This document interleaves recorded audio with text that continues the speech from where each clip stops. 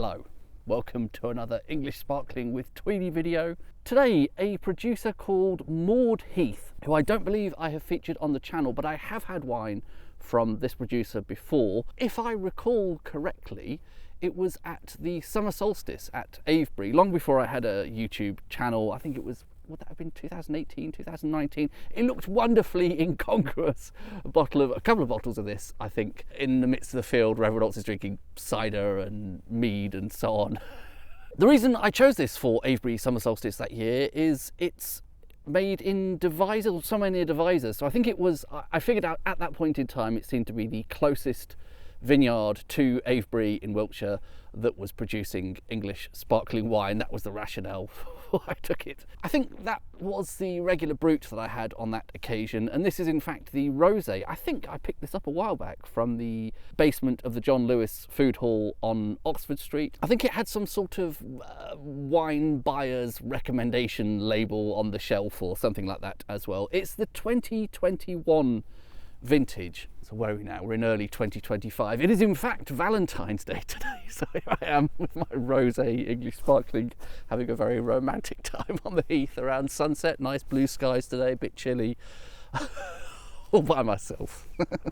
I think it's entirely Pinot Noir. Does it say on the back? Yeah, it says Pinot Noir rosé. I assume this is 100% Pinot Noir.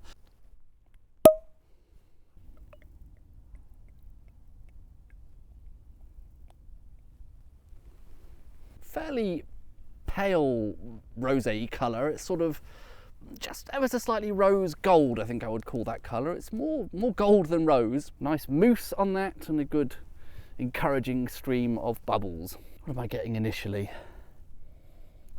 Grapey? Yeah, not a huge amount of fruit to begin with there. Give it a swirl and perhaps something will emerge. How would I describe that?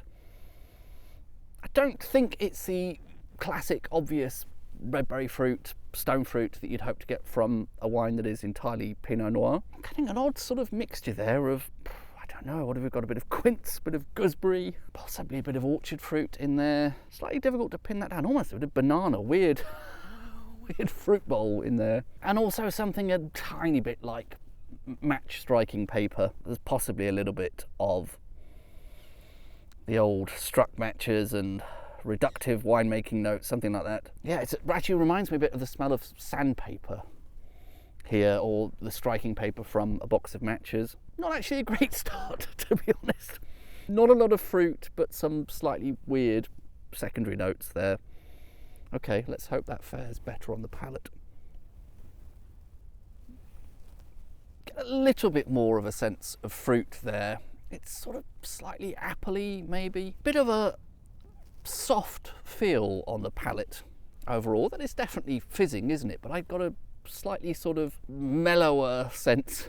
The mouthfeel there was a little bit less intense, less zing, less fizz than I was expecting. Some kind of fruit character there. It's a little bit like peach puree, perhaps, sort of slightly peachy, slightly like some kind of plums, maybe. I suppose we do have something stone fruity. There is some zing there, and it's relatively dry. It's all a little bit cidery, I think.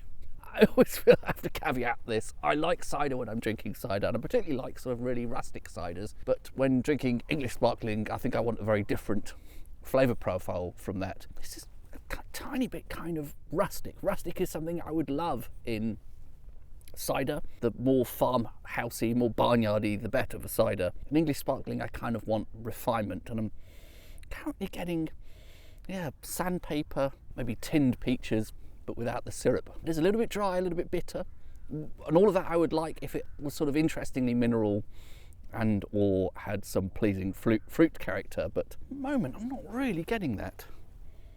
I almost wonder, is this possibly very mildly faulty? It's maddening. I hate wine faults because they're never just straightforward. I remember the regular white version of this, and this was some years ago now, 5-6 years ago. I remember it being fine but not particularly outstanding. It's sort of in a similar bucket here. I feel I'm missing fruit character there, missing a bit of elegance and refinement, and instead seem to be getting something slightly cidery and rustic and weirdly sandpaper. It doesn't sound quite right, does it? I poured myself another glass to give this a second attempt, and I would say it is faring a little bit better. So I wonder if I was just a little bit slapdash with washing this thing. I am still getting a little bit of that sandpapery, reductive winemaking note, whatever that is. But at least briefly for a moment there, I had some autolytic character, quite a nice sort of creamy kind of, I don't know, custard buns, something like that. Brief flash of that, and then back to the struck matches, the sandpaper, unfortunately. Yeah, that was rather fleeting, but it was very pleasant while it lasted.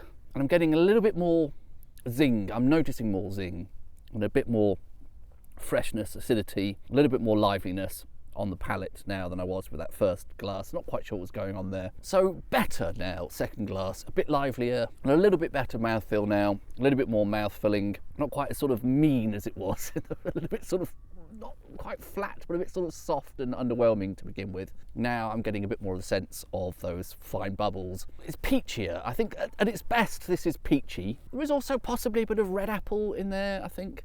Yeah, red apple custard buns when it's good.